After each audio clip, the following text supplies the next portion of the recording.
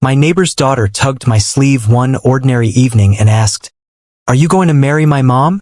And I froze, because I was just the single man next door who fixed her leaky faucet and carried her groceries. Nothing more. I'm 34, no wife, no kids, no plans for either. The quiet guy in apartment 4B who kept to himself after a long day. She was my neighbor, a young widow raising a little girl alone, still wearing grief like a coat she couldn't take off, still setting 2 coffee cups out of habit for a husband who was never coming home. We were strangers who shared a hallway, nothing more. But when that little girl looked up at me with her father's eyes and asked that question out loud, her mother's face turned bright red, and she didn't correct her. She didn't laugh it off. She didn't say, "Sweetheart, no." She just stood there, frozen, staring at me like the whole world had gone quiet. The hallway light buzzed above us, flickering the way it always did at that hour. I could smell rice cooking 2 doors down, hear a television murmuring through thin walls, feel the grocery bags cutting into my fingers. Small things, normal things, but nothing about that moment felt normal anymore. Her name was Mara. The little girl's name was Lily, and she was 6 years old, with 2 missing front teeth and a habit of asking questions adults spent their whole lives avoiding. I'd met them 4 months earlier, the day I moved into 4B, when Lily rode her tricycle straight into my box of kitchen plates and looked up at me without an ounce of guilt. "You're going to live here now?" she'd asked. "Looks like it," I'd said. "Good," she'd said, like that settled something important. Kids do that. They decide things about you before you've decided anything about yourself. Since then, it had been small moments stacking on top of each other. A leaking faucet in 3C that I fixed on a Tuesday because Mara didn't know who else to call. A bag of groceries too heavy for her to carry up 3 flights alone while Lily trailed behind her. Humming. Porch light I changed. A jar I opened. Nothing that meant anything. Nothing that was supposed to mean anything. But somewhere in those small moments, I'd started listening for the sound of their door opening before mine. I'd started noticing when Lily's laugh didn't reach the hallway for a few days, and asking Mara, carefully, if everything was okay. I'd started noticing the way Mara's smile never quite reached her eyes, like it was something she put on before leaving the apartment, the way other people put on a coat. I didn't let myself think about why I noticed. That evening, the elevator was broken again. So I was climbing the stairs with 2 bags of groceries when I found them sitting on the landing outside my floor. Lily had scraped her knee. Mara was crouched in front of her, dabbing at it with a tissue, whispering the kind of soft words mothers save for moments like that. "Hey," I said, "everything okay?" Lily looked up first. Her eyes went straight to me, then to her mother, then back to me like she was measuring the space between us and deciding something. "Mr. Dean," she said, "can I ask you something?" "Sure, kiddo." And that's when she said it. Right there on the landing, with her scraped knee and her missing teeth and her father's eyes that I hadn't fully noticed until that exact second. Pale gray. The kind of gray you don't forget once you've seen it in a photograph on someone's mantle. "Are you going to marry my mom?" The stairwell went silent in a way that had nothing to do with sound. I opened my mouth. Nothing came out. I looked at Mara, waiting for her to do what any mother would do. Laugh, ruffle her daughter's hair, say something like kids say the funniest things, "Isn't that something?" and change the subject before it could take root in the air between us. She didn't. Her face turned a deep, helpless red, the kind of red that comes from somewhere much deeper than embarrassment. Her mouth opened slightly, closed. Her hand, still holding the tissue against Lily's knee, went still. She didn't say no. 3 seconds, maybe 4, but I felt every one of them land somewhere in my chest like a stone dropped into still water, the ripples moving out slow and wide. "Lily," Mara finally managed, her voice thin. That's not." But she didn't finish the sentence. She didn't say the word that would have ended it. She just looked at me, and for one unguarded moment, before she caught herself and looked away, I saw something in her face I'd never seen there before. Something that looked less like grief and more like fear. The fear of wanting something you've told yourself you're not allowed to want. I stood there on that landing with 2 bags of groceries going numb in my hands, staring at a woman who just answered a question without saying a single word, and a little girl grinning up at me like she just solved a mystery grown-ups were too slow to figure out on their own. I didn't know it yet, but that was the moment everything started to change. Not with fireworks, not with some big cinematic declaration, just a scraped knee, a flickering hallway light, and a silence that said more than either of us was ready to admit. I went home that night and didn't sleep. I kept hearing her voice, Lily's voice, asking a question I couldn't answer, and I kept seeing Mara's face, red and frozen and full of something she wasn't letting herself feel. I told myself it didn't mean anything, but I didn't believe myself, not even a little. Before we dive into scene 2, if the story is pulling you in, hit subscribe and tap that notification bell. My ex-wife once told me I'd never make it to 5,000 subscribers on this channel. I'm still working on proving her wrong, and every single one of you watching right now is part of that. Alright, back to Dean, Mara, and Lily. Morning came, but I hadn't slept. Not really.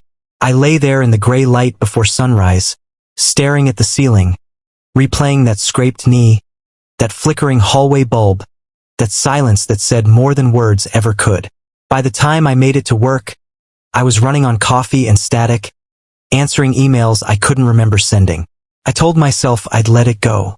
People say things don't mean anything all the time, and sometimes I even believe it. But that evening, walking home, my feet slowed near the 3rd floor without my permission, listening for a sound I had no right to be listening for. Nothing. Their door was closed. No humming. No tricycle wheels on tile. No smell of dinner drifting into the hall. Just quiet. And for a reason I didn't want to examine too closely, that quiet bothered me more than anything Lily had said the night before. I almost knocked. My hand actually lifted, hovered an inch from the door, before I pulled it back. What would I even say? Hey, just checking if your daughter's question broke something between us? I wasn't that brave. Not yet. 2 days passed like that. Careful, distant, polite nods in the hallway. Mara's eyes would catch mine for half a second before sliding away, like she was allergic to holding my gaze too long. I told myself it was for the best. A widow raising a child alone didn't need a stranger stirring up feelings she'd clearly buried on purpose. I had no business being the one to dig them up. Then, on the 3rd evening, I heard it. A knock on my door, quick and small, more fist than knuckle. I opened it and found Lily standing there alone, backpack still on, cheeks flushed from running up the stairs. Lily. I crouched down to her level. Hey, where's your mom? She's coming, Lily said, out of breath. She told me not to run ahead, but I wanted to ask you something first. My stomach tightened. Okay, what's up? She looked at me with those pale gray eyes, serious in a way 6-year-olds usually aren't. Did I make mommy sad? She's been quiet. She thinks I don't notice, but I do. Something in my chest cracked open right there in the doorway. This wasn't a kid fishing for a fun answer anymore. This was a little girl worried she'd broken something precious without meaning to. No, I said gently. You didn't do anything wrong, Lily. Sometimes grown-ups just need a little time to think about things. That's all. Is it about the marrying question? I exhaled slowly. Maybe a little. I just thought, she said, twisting the strap of her backpack in her small hands. You're always here. You fix things. You carry the heavy bags. Daddy used to do that. Her voice dropped on the last word, soft as falling snow. I don't really remember him that good anymore, but I remember he made mommy laugh a lot. You make her laugh too. So I thought maybe. She didn't finish. She didn't need to. Footsteps came fast up the stairwell, and Mara appeared, breathless, panic written across her face until she saw Lily standing safely in front of me. Relief flooded her expression, quickly followed by something else. That same helpless red creeping up her neck as she realized what conversation she just walked into. Lily, sweetheart, I told you to wait for me, Mara said, voice tight. I just wanted to ask him something, Lily said simply, like it was the most reasonable thing in the world. Mara's eyes finally met mine, and this time she didn't look away. There was something raw in her face, something exposed, like a wound that had been bandaged for years and had just been touched for the first time. I'm sorry, she said quietly. She's been, She doesn't usually. It's okay, I said. Really? For a moment, none of us spoke. The hallway held its breath around us. Then Mara did something that surprised me. She didn't pull Lily away. She didn't rush inside and shut the door on the whole conversation like she had every right to. She just stood there, arms wrapped loosely around herself, like she was cold in a hallway that wasn't cold at all. "Can I ask you something, Dean?" she said finally, so quietly I almost missed it. "Anything. Why do you do it?" Her voice cracked slightly on the question. "The faucet. The groceries. Checking on us. You don't owe us anything. We're not your responsibility." I thought about lying. I thought about saying something easy, something that wouldn't cost me anything. Neighbors help neighbors, no big deal. But looking at her standing there, brittle and brave all at once, I couldn't make myself say something small. "Because I like knowing you're okay," I said. "Both of you." I don't know when that started mattering to me, but it does. Her breath caught just slightly, just enough for me to notice.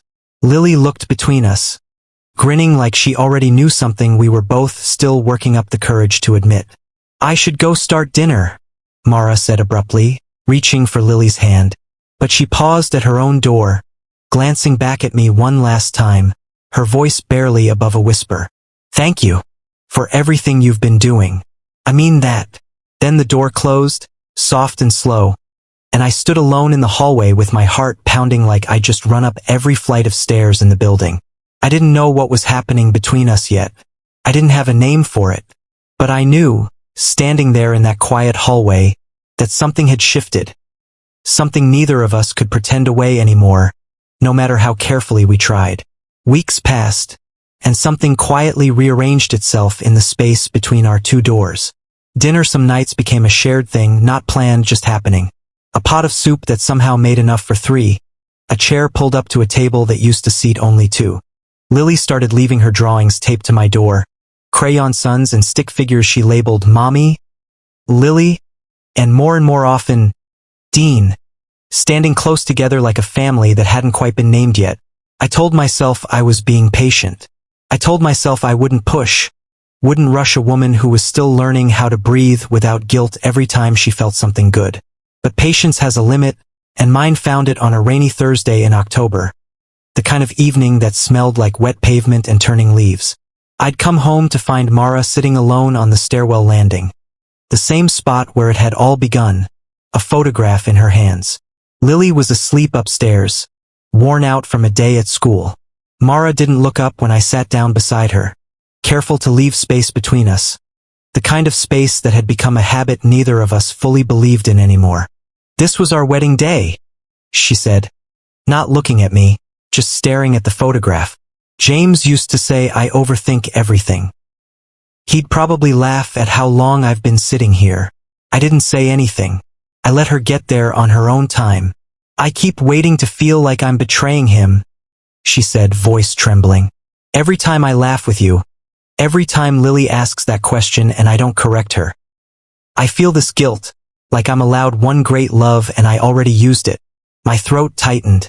"Mara, let me finish." She turned to face me, eyes glassy, cheeks wet from more than rain. "I've spent 3 years being just enough for Lily. Getting up, making breakfast, pretending I'm not drowning so she doesn't have to see it. And then you showed up, fixing faucets and carrying groceries like it was nothing.